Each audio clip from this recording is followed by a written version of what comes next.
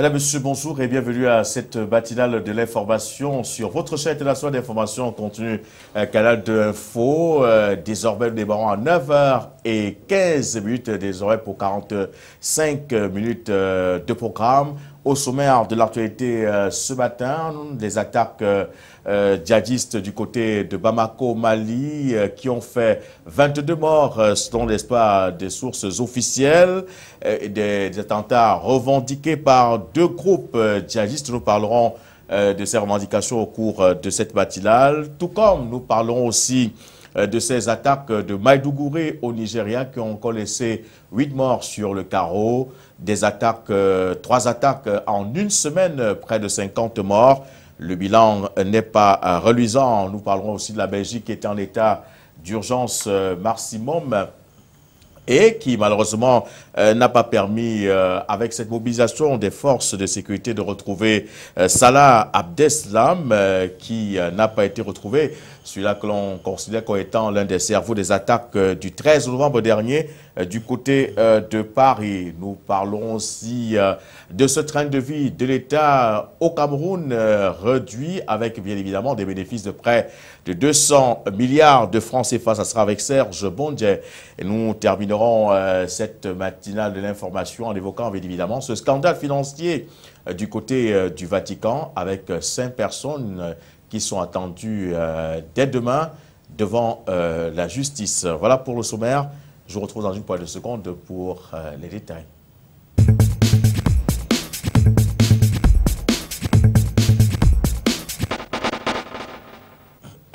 Merci, si vous prenez sur l'antenne, c'est Canal 2 Info, votre chaîne d'information en continu que vous regardez avec beaucoup de plaisir tous les jours. Ouvrables. Alors Serge Bondje, bonjour. Bonjour Louis Roger Noadieu. Alors nous parlons du train de vie de l'État au Cameroun qui a été réduit considérablement, ce qui apporte une cagnotte supplémentaire au budget de l'État. C'est presque 200 milliards si on exagère.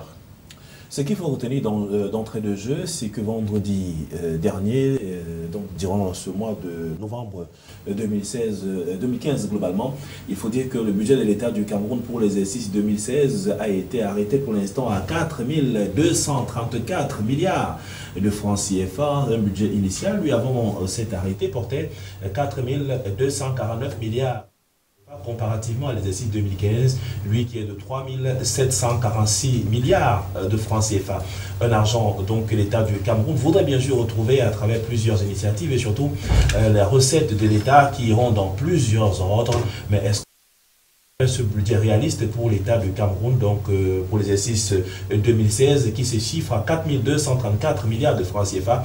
Là, la question qui est bien sûr posée, un budget qui va tenir compte d'un certain nombre d'éléments qui accompagnent la vie de l'État du Cameroun. Mais ce qu'on peut également retenir dans ce budget de l'exercice 2016, c'est que l'État va gagner à travers la réduction de son train de vie plus de 178 milliards de francs CFA. C'est dire quand même qu'on a pu rétrécir à quelque niveau que ce soit, et avec la ferme volonté que les pouvoirs publics réaliseront les projets qui sont en veilleuse à travers plusieurs départements ministériels. Donc, comme on retient globalement ce matin que plusieurs départements ministériels engrangent plusieurs moyens financiers. Le cas par exemple du ministère des Travaux publics, lui qui va engager la grosse somme de 403 milliards de francs CFA pour l'exercice 2016, tandis qu'on a d'autres ministères, notamment les organisations des droits de l'homme par exemple au Cameroun, donc qui vont engranger un budget de 1 milliard, pour ajouter aussi à cela un autre département non des moindres, celui du Conseil économique et social, lui qui verra un budget de 1 milliard de francs CFA pour son fonctionnement dans l'exercice 2016 du budget du Cameroun. Voilà, une réduction du train de vie de l'État qui est appréciable, mais pourquoi avoir attendu si longtemps? Parce que là, c'était l'une des missions du président de la République demandant au Premier ministre social du gouvernement de réduire le train de vie de l'État, de réduire les dépenses de prestige, ces grosses théâtrées et ces cortèges interminables. Est-ce que l'on peut dire que c'est une décision qui sera traduite dans les faits? Une décision forcément traduite dans les faits, même si on semble avoir eu la décence de penser que ces décisions du président de la République n'ont pas toujours été mises en application au fil des années. On va quand même croire que ce budget 2016 qui est ainsi envisagé va tenir compte de plusieurs aspects fondamentaux de la vie active au Cameroun, notamment la bataille effrénée dans la région de l'extrême nord et même tout le nord Cameroun contre l'ennemi juré de l'Afrique qui est Boko Haram, mais aussi les plans d'urgence qui sont à gérer pour les régions ainsi touchées par la guerre, touchées même par la mise en place des infrastructures et de développement et de croissance. On a le cas de l'éducation, de la santé et bien d'autres points très importants. On va aussi également parler de ce budget 2016 qui va s'arrêter sur l'organisation des différentes coupes d'Afrique des Nations de football, version féminine et même masculine au Cameroun. On a tenu compte d'un certain nombre d'initiatives pour voir comment réduire d'une certaine manière le budget de l'État, alors qu'on attend donc du produit intérieur brut pour cette année 2016, un taux qui pourra avoisiner les 6%. Voilà un peu là où l'État pourra trouver un peu d'argent, alors qu'au niveau de la poussée inflationniste, on a dépassé le cas des 3%. C'est dire quand même qu'on a la volonté d'accompagner et même ce budget 2016 qui va s'asseoir sur plusieurs points essentiels qui doivent accompagner effectivement la vie de l'État du Cameroun. On a à tout à côté cette légère contrainte budgétaire qui ne permettront pas à ce que l'on puisse s'amuser. On a quand même une absorption en termes de valeur relative qui atteint les taux de 400, un peu plus de 488 milliards en valeur donc de l'argent et qui est additionné par rapport au budget de l'exercice 2015 et qui s'est achevé. Et on aura 2016 pour atteindre ce montant important. C'est dit également que la réduction du train de vie de l'État peut trouver des raisons sur la participation de ces pôles importants de la vie névralgique au Cameroun, mais aussi de penser que l'État a choisi de manière réaliste ce budget pour être sûr d'atteindre les objectifs fixés en 2016. Mais alors, Serge Bondier, vous ne partez pas, on pourrait quand même dépasser ce montant, ce chiffre que vous venez d'avancer. On regarde un peu la consommation en termes de carburant, ces bons de carburant qui sont distribués, certains ont d'ailleurs créé des petites entreprises où ils peuvent vendre ces bons de carburant à qui souhaiterait bien évidemment en disposer. Est-ce qu'il ne faudrait pas aller réduire le train de vie de l'État jusqu'à ces points aussi névralgiques que les bons de carburant? Au niveau du produit intérieur brut, on a dit qu'on atteindrait, donc les résultats permettent d'aller un peu aux environs de 6%, voire un peu plus, si les efforts sont également consentis. Et donc, dans le cadre de ce budget, la réduction du train de vie de l'État voudrait faire comprendre effectivement qu'au niveau des AGAP qui accompagnent par exemple les cérémonies, l'organisation de certains événements qui ont très direct au fonctionnement des ministères et même la consommation, comme vous l'avez dit, en termes de budget de fonctionnement, même des carburants, pose un réel problème et que ces carburants-là qui étaient parfois, on a vu dans les suites des différents patrons des départements ministériels, dans ce suivi ministériel, vous observez à une certaine époque une dizaine, une quinzaine, voire une trentaine de gros cylindrés venus donc de Yaoundé pour parfois faire un peu le tour des principales régions du Cameroun. C'est beaucoup d'argent qui était ainsi pris dans le cadre de fonctionnement du train de l'État même. On a aussi également observé que dans certains ministères, il y a des voitures de fonctionnement qui coûtent énormément beaucoup d'argent aux contribuables camerounais, mais est-ce des voitures à disposition pour mieux fonctionner lorsqu'on sait encore que dans quelques régions reculées du Cameroun, on n'a même pas la moindre voiture là-bas pour pouvoir aller et surtout assumer sa responsabilité en tant que chef d'un département précis ou alors d'un délégué régional dans une partie très oubliée donc, du Cameroun. Et c'est dire que ce train de vie de l'État qui est ici observé, l'État a quand même pu réduire plus de 170 milliards de francs CFA. Mais ce qu'on peut aussi retenir, l'État pourra avoir la possibilité d'avoir de l'argent un peu partout, mais un argent dans ce budget qui pose quand même des problèmes et amène à ce que l'on réfléchisse lorsqu'on voit également que dans le cadre des privatisations, donc l'accompagnement même de l'État, donc l'État ne pourra gagner que la somme de 120 milliards de francs CFA. Est-ce réaliste au vu des recettes budgétaires, au vu même des intérêts d'abord de l'État dans les entreprises privatisées, le cas de l'entreprise principale distributrice de l'énergie électrique au Cameroun?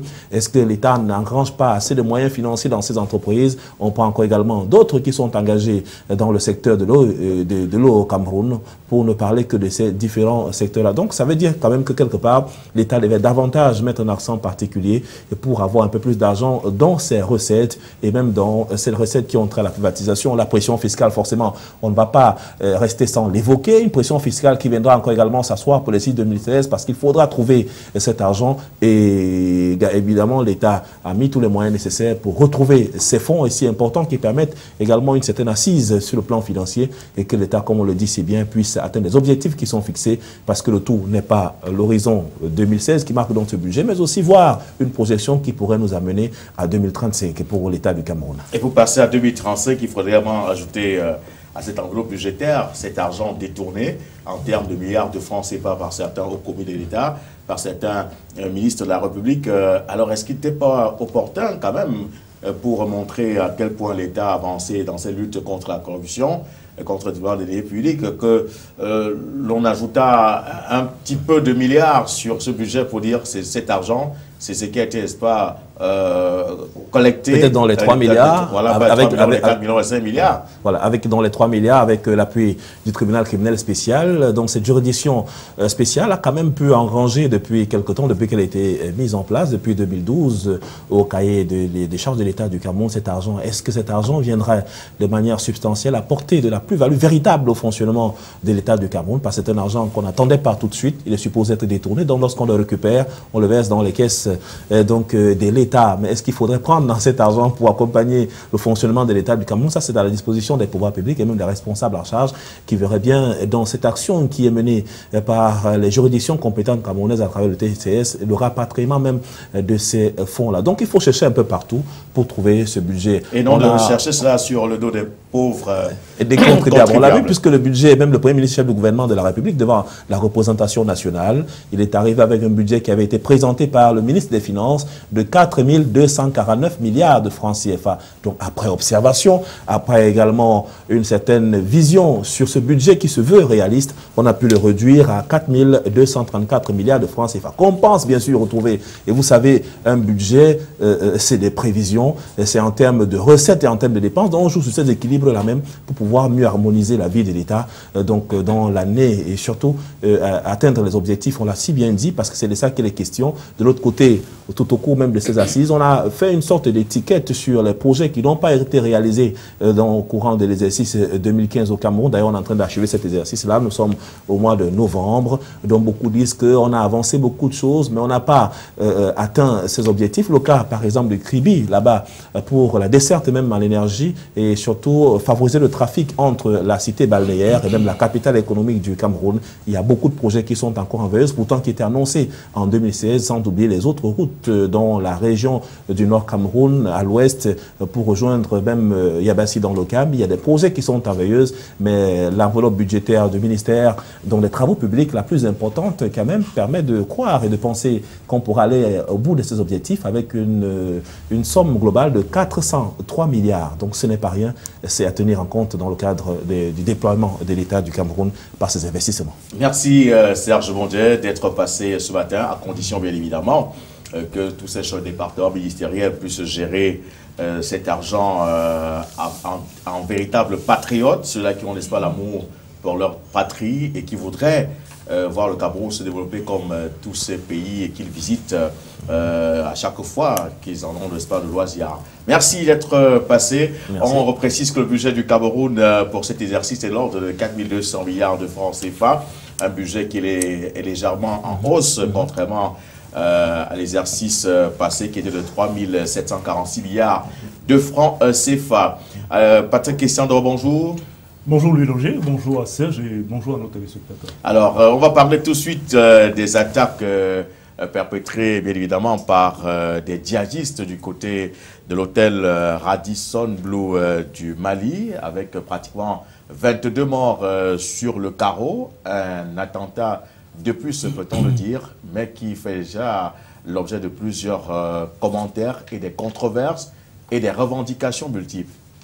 Oui, controverses, revendications. Ce qu'il faut dire, c'est qu'on a comme l'impression que la garde était un peu baissée quand même du côté de Bamako. Même si avec les stratégies de ces kamikazes et djihadistes, on n'est jamais assez sécurisé et protégé. C'est certain que ce qui arrive à Bamako aujourd'hui rappelle simplement à la mémoire de la communauté internationale que la zone sahélienne est un des flancs propices, n'est-ce pas, à l'activité terroriste. On a vu lorsque la moitié du Mali, en tout cas dans sa partie nord, était occupée par ces djihadistes-là, on a vu les exactions, on a vu comment est-ce qu'ils se comportaient. Donc aujourd'hui, il me semble que peut-être du côté de Bamako, on avait un peu trop pensé à une accalmie, Et ce qui arrive aujourd'hui là est la manifestation de l'activité, n'est-ce pas, de ces djihadistes-là. Maintenant, entre Mokhtar, Bel Mokhtar, qui serait, en attendant que cela soit confirmé, derrière ces attaques, revendications qui viennent de son groupuscule, et d'autres revendications qui se mêlent aussi à finalement cette actualité triste du côté du Mali, on a envie de dire simplement que cette confusion-là est aussi à l'image de la confusion des groupuscules armés qui sévissent même dans la partie septentrionale du Mali.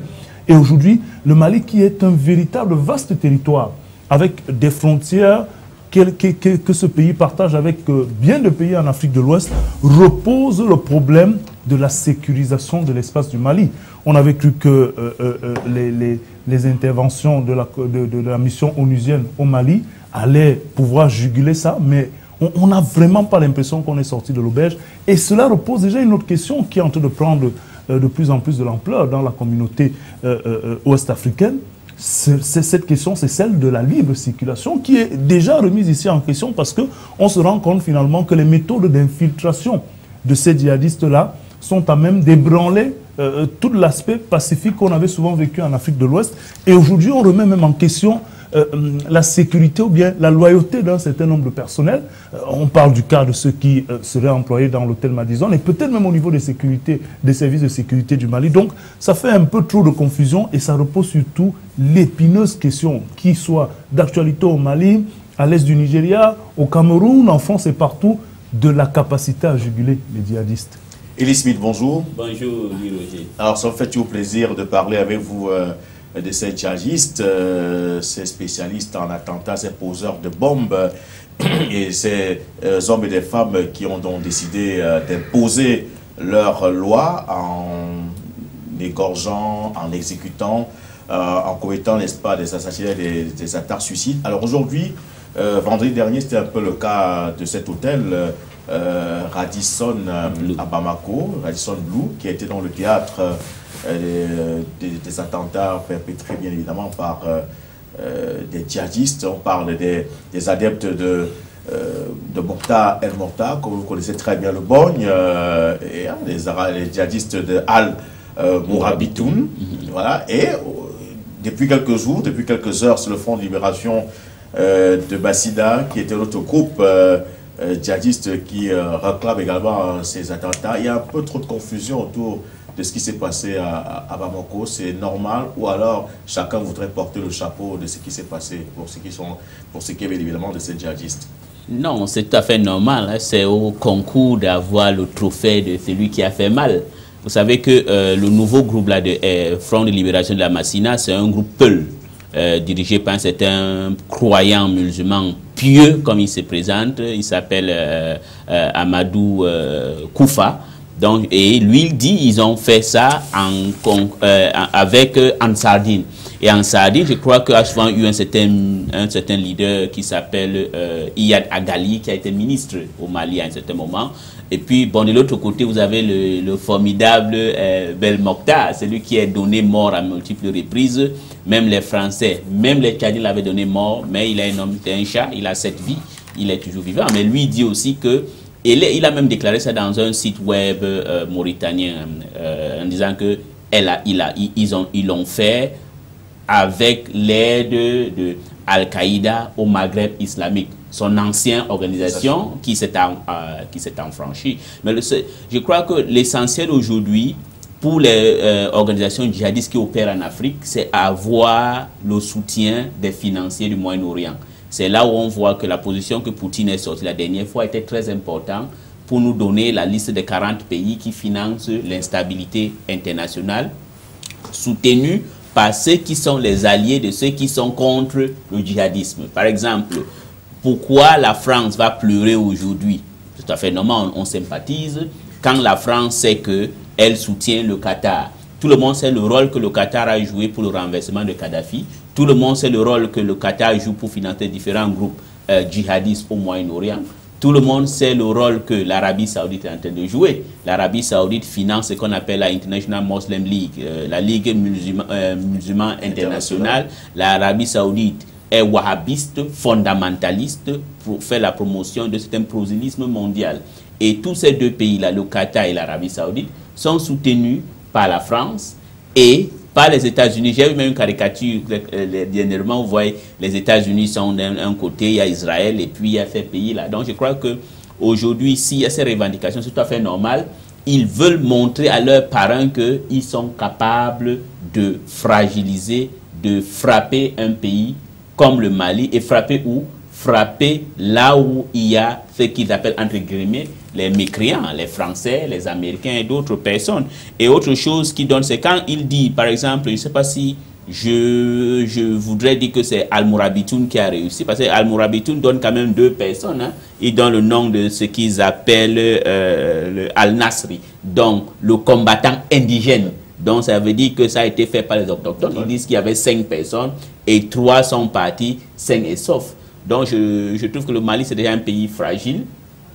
Et ce qui m'a plu dans tout ça, c'est la solidarité que j'ai vue dans 3 pays de l'Afrique de l'Ouest, la Mauritanie, la Guinée et le Sénégal, qui ont déclaré un deuil national. Et pourtant, c'est bien parce que j'avais fait un truc dans mon blog la dernière fois qui dénonçait cette manque de solidarité des pays africains. Si le Bénin peut déclarer la solidarité quand deuil national quand c'est la France et refuse quand c'est un pays africain. Donc, je trouve que c'est tout à fait normal que ces deux groupes fassent la concurrence au massacre, donc c'est lui qui va massacrer le plus. Vous allez aussi voir que même Boko Haram aussi a fait feu au Nigeria et au Cameroun. Donc eux tous sont à la concurrence de voir, parce que qui frappe fort aura plus de financement.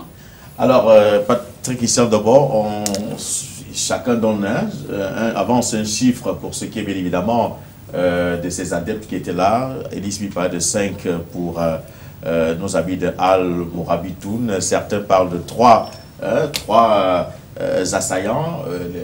La source officielle parle de 2 assaillants tués. Finalement, on n'arrive pas à trouver le juste milieu. Oui, justement, c'est très difficile de trouver le juste milieu parce que les informations sont en fonction des intérêts. Vous imaginez bien que pour les services de sécurité et le gouvernement, le moins possible d'assaillants serait mieux à gérer. Et que dans ces groupuscules-là, qui revendiquent à tout le rôle, que ce soit les partisans de Mokhtar ou bien alors Al-Mourabitoun, chacun essaye de mettre finalement les arguments de son côté. Et il faut aussi bien se rappeler dans la continuité de la compréhension de ce qui se passe au Mali, qu'il y a quand même que Mokhtar El-Mokhtar est quand même dans sa lignée et dans sa posture avec Al-Qaïda au Maghreb, est quand même opposé farouchement à Daesh, à l'État islamique. Voilà donc deux groupuscules qui se combattent de ce côté-là, et on le voit à l'échelle internationale.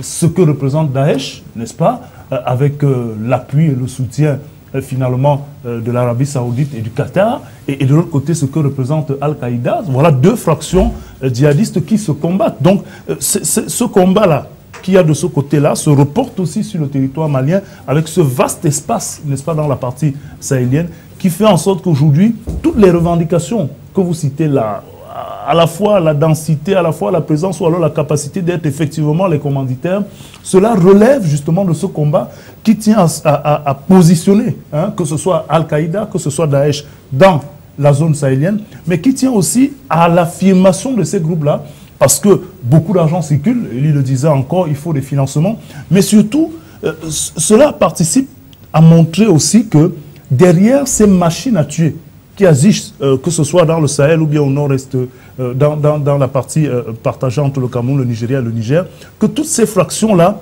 se positionnent dans des fiefs où ils sont censés ne pas être, parce qu'on dit avoir renforcé la sécurité. Vous avez quand même une mission onusienne qui sécurise non seulement le haut, mais ensuite en bas, il y a les Américains qui sont là, avec une force spéciale. D'ailleurs, on les a vus entrer en action lorsque l'hôtel Madison était pris en siège. Vous avez les Français avec un détachement particulier qui est supposé sécuriser Bamako. Alors, venir frapper en plein cœur de Bamako comme cela a été fait, c'est une défiance qui mérite soutien de la part de la maison mère. Et dans le cas d'espèce, chacun veut se disputer le soutien de cette maison mère.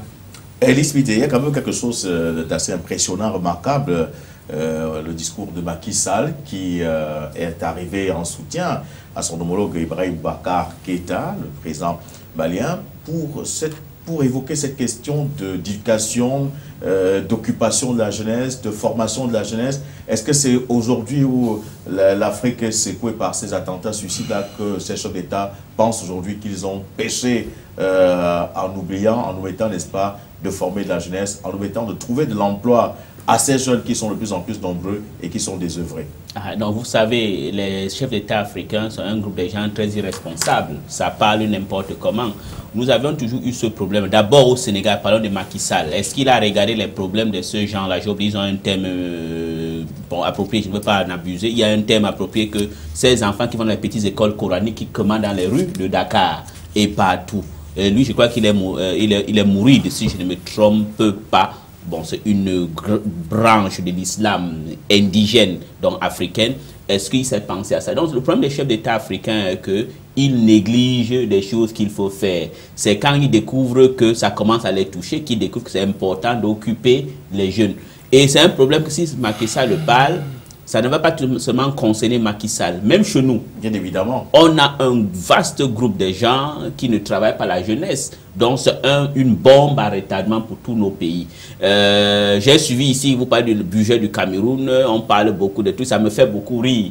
Parce que souvent nos pays ne voient pas la priorité. Bon, on va se consacrer sur le problème de Mali, du Niger. Je crois que ça serait maintenant important pour eux de voir la nécessité d'occuper, d'éduquer la jeunesse. Et occuper et éduquer la jeunesse et trouver de l'emploi, c'est qu'il faut souvent la transparence dans la gouvernance. Il faut lutter sérieusement contre la corruption. Il ne faudra pas que la corruption soit, la lutte contre la corruption soit une lutte à tête chercheuse. Seulement les gens qui sont contre le pouvoir, parce que tous ces gens-là qui volent l'argent de l'État, qui grossissent, qui deviennent gros et ils oublient qu'ils étaient maigres à un certain moment et on ne les fait rien, c'est eux aujourd'hui qui facilitent le problème de chômage. Et les gens dans les pays comme ça, c'est un vaste terroir. Ce n'est pas seulement au Cameroun ou en Afrique, même en France. L'une des raisons en France et en Belgique que les enfants français sont les gens qui sont en majorité pour les djihadistes. La plus grande exportation djihadiste du monde occidental, c'est la France et la Belgique. C'est parce que ces enfants viennent de familles souvent d'origine immigrée et qui sont des Français et des Belges, mais marginalisés dans leur pays. Ils sont le taux de chômage avoisine les taux de chômage du Sénégal, du Niger. Donc ça crée un terroir propice pour les djihadistes et pour le radicalisme musulman. Alors, on parle également de la limitation, vous l'avez évoqué dans vos propos, cette libre circulation qui est déjà épinglée. Est-ce à dire que les mesures vont être prises dans les tout prochains jours pour ce qui est, par exemple, de la CEDEAO, à mettre des mesures visant à mettre des barrières, à renforcer les barrières de sécurité, à veiller à ce que ceux qui vont d'un pays à un autre soient véritablement identifiés? Ben écoutez, Louis Roger, c'est d'autant plus sensible que vous savez, on a coutume de dire que dans la région de l'Afrique de l'Ouest, on circule un peu plus aisément, comparé par exemple à une région comme l'Afrique centrale. Les frontières sont matérialisées par des voies qui mènent d'un pays à un autre sans beaucoup de difficultés. Et donc dans ces conditions-là, vous imaginez bien que s'il y a des activistes et des djihadistes qui sont tapis dans l'ombre, ça devient plus facile de se rendre d'un pays à un autre. C'est-à-dire que l'Afrique de l'Ouest est comme un vaste ensemble sans véritable barrière naturelle qui empêcherait les mouvements des uns et des autres. Donc, c'est peut-être le revers de la médaille, cette posture qui a souvent valu le regard envieux même des citoyens de l'Afrique centrale vis-à-vis de l'Afrique de l'Ouest. Et aujourd'hui, peut-être le talon d'Achille qu'il va falloir surveiller avec beaucoup d'attention. Parce que vous imaginez que si les présidents sénégalais, mauritaniens et autres s'empressent de venir aux côtés de Bamako, leur signifier finalement cette solidarité africaine qui a souvent fait défaut. Et il va falloir dire que c'est faire preuve de sagesse aussi. Parce que quand vous n'avez pas finalement de cloison assez étanche entre votre voisin et vous, le feu qui brûle là-bas aura tout fait de se retrouver chez vous. Et c'est le cas avec le Sénégal qui partage, on va dire, non seulement un passé, mais une assez grande frontière aussi avec le Mali. C'est le cas pour la Mauritanie, qui elle aussi, on parle souvent très peu de cette Mauritanie-là, mais beaucoup de djihadistes trouvent refuge, n'est-ce pas, dans les confins de la Mauritanie. Et ça, il faut voir un peu la place centrale de la Mauritanie. Quand on cherche toujours à négocier, il y a l'Algérie qui s'y mêle, parce qu'il y a un grand espace de l'Algérie là-bas, il y a la Mauritanie. Donc, la question des frontières que vous évoquez devient centrale et capitale. On l'a vu avec l'Union européenne, qui repense aujourd'hui à voir comment est-ce que les méthodes de l'espace Schengen pourraient être revisitées. Je pense que l'Afrique de l'Ouest va aussi faire face à cette situation et il me semble que la question des frontières devient préoccupante. Alors, le Nigeria a été également frappé une fois de plus, c'est tout comme le Cameroun, par ces djihadistes de Boko Haram, que l'on nous dit avoir fait allégeance à l'État islamique, basé cette fois-là en Afrique de l'Ouest. Une femme kamikaze a également fait exploser sa ceinture de sécurité, faisant 8 morts. Et c'est quand même 3 attaques en une semaine, Patrick Kisandoro. Bah, écoutez, le répit ne se fait pas ressentir du côté du Nigeria. On le disait encore ici la semaine dernière, on a l'impression que plus les taux sur le plan de la progression des armées conventionnelles se resserrent, plus aussi les tactiques et les méthodes asymétriques sont diversifiées. Eli avait coutume de le dire ici, là, cette mutation et la transformation, même au sommet de Boko Haram, à travers des artificiers qui auraient peut-être une ligne différente de la tactique d'affrontement direct qu'avait voulu imposer à un certain moment Aboubakar Chikaou, repositionne ici ces mouvements djihadistes-là, Boko Haram notamment, dans une posture asymétrique encore plus ferme. Maintenant, il va quand même falloir dire qu'on a comme l'impression que c'est comme une résonance collective de la part de tous les mouvements djihadistes. C'est-à-dire qu'avec ce qui s'est passé en France, avec ce qui s'est passé avec l'Airbus russe, on a l'impression que dans tous les recoins de la planète, c'est comme un regain, n'est-ce pas, de violence.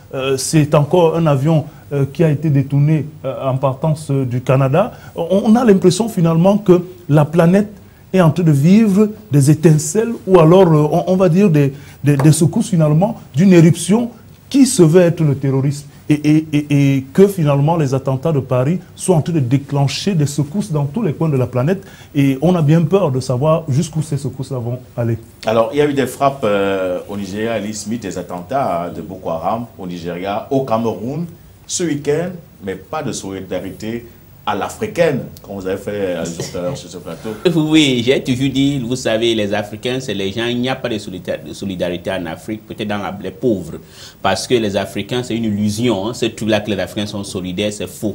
J'ai un collègue à moi, Stephen Smith, un homonyme, il avait écrit un livre extraordinaire en 2003, Négrologie. Pourquoi l'Afrique meurt? Il y a des gens qui ont sorti un autre livre en disant que négrophobie. Non, Stephen Smith avait raison. Il n'y a pas de solidarité en Afrique. Les Africains, vous allez même voir la manière qu'ils se comportent. C'est les petits dictateurs, ils ne s'aiment pas, ils n'aiment pas les autres. Mais en ce qui concerne le mouvement terroriste, contrairement à ce qu'on pense, ils ont une longueur d'avance avant nous. Par exemple, on va faire une comparaison. Al-Qaïda était une organisation verticale. Vous avez les ordres qui viennent d'Osama Ben Laden ou de Ayman al-Zawahiri et puis les autres exécutés. Mais le Daesh, avec un certain Aboubakar al-Baghdadi, elle est extraordinaire. C'est un jeune, hein, il est né en 71, il aime le football, son idole c'est Messi. Et lui, quand il ne marquait pas, quand il jouait, il était très fâché. Mais il a fait quelque chose de très extraordinaire, que les services secrets de tous les pays, ou les services de renseignement, doivent s'adapter.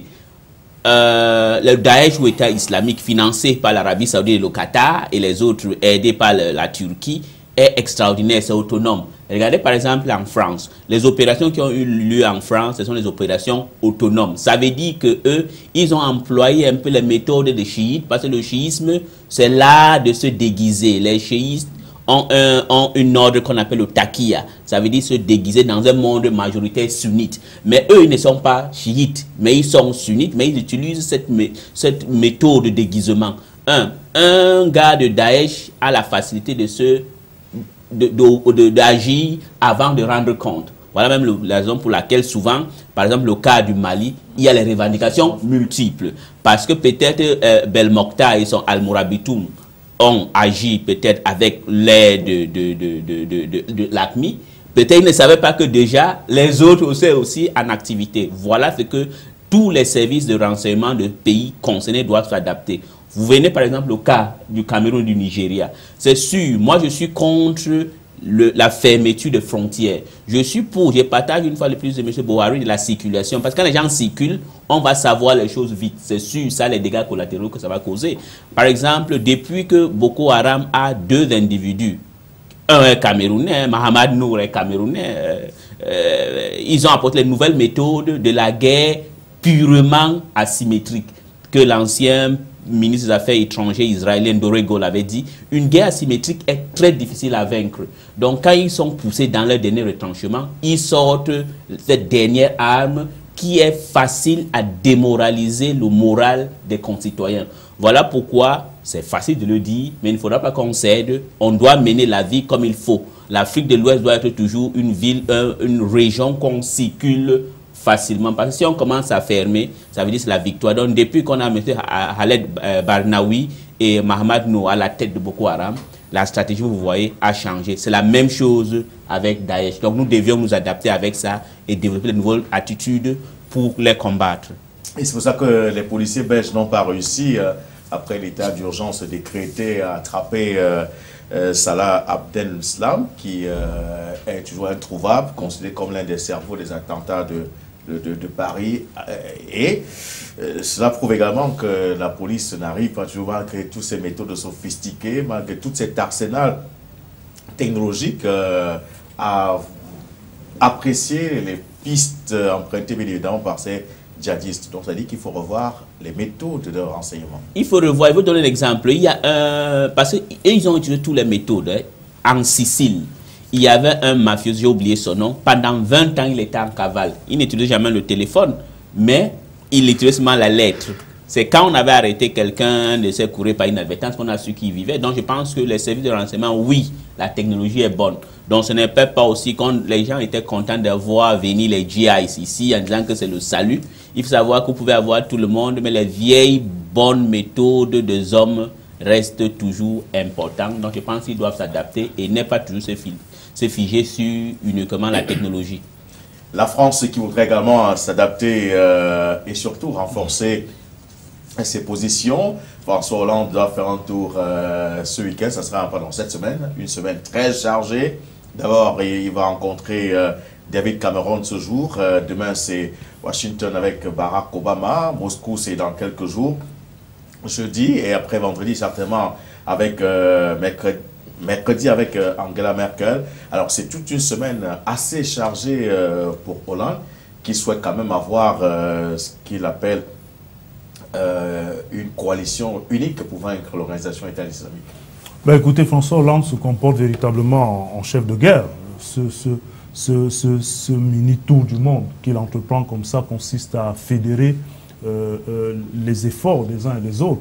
La France prend davantage conscience de ce qu'elle ne peut pas venir à bout de l'État islamique seule. Peut-être qu'elle a une attitude un peu trop prétentieuse, n'est-ce pas, dans ses premiers engagements.